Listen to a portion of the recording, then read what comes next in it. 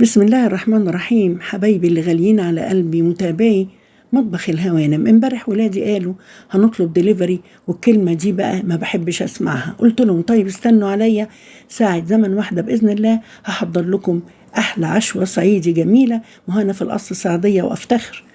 المهم طلعت كيس لحمة متجي في فريزر، لقيته موزة كده حلوة، حطيته في حلة الضغط، اتسلق ما خدش أكتر من نص ساعة، وفرمت بصلتين 3 كده حلوين، وفرمت طماطم، وطلعت ملوخية ناشفة مغسولة بقى، مقطوفة ومغسولة طازة ومتجففة في أوضة ضلمة، يعني زي الفل، وجاتلي من الصعيد كده فورا. وآدي الفلفل الأسود مع جوز الطيب، وآدي طماطميتين متقشرين متقطعين كروهات للملوخية، وطومة مدقوقة، ومعها شوية كزبرة ناشفة. خدت البصل وشوحته كده في معلقتين سمنة بلدي، أنا ما بستعملش اللي هي لأنها صحية بس ما بكترش منها. البصلة اتحمرت وسقيتها بشوربة اللحمة الجميلة، ولما غليت غلوتين جبت بقى الطاجن الشيك ده علشان المنظر يا بوي. حطيت البصلة بعد ما ابتدت تستوي جوه الشوربة، وضفت ليها الطماطم المبشورة. شير ولايك وتفعيل الجرس يا حبايب قلبي، كومنتاتكم ولايكاتكم بتسعد قلبي، ربنا يسعدكم. المهم طلعت اللحمة زي ما انتوا شايفين، ورصيتها كده في الطاجن، وبعدين حطيت عليها شوية الفلفل الأسود والملح، لأن اللحمة طبعا على بال ما بتستوي ما بنحط لهاش ملح غير في الآخر.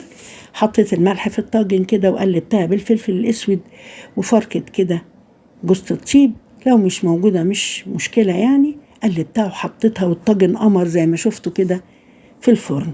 بنصفي الشوربة علشان نعمل شوية الملوخية الناشفة الحلوين. حطيت حتة تومة نية المدقوقة مع الكزبرة، وبعدين هحط معاها الطماطم المتقشرة متقطعة كرو صغير. الطماطم بتعمل تيست حلو قوي علشان الملوخية ناشفة، وكمان لما بنحمر التوم ما بنحمروش قوي. نص معلقة سكر صغيرة كده، هي ممكن ما تحتاجش كمان مرقة علشان الشوربة حلوة وتقيلة.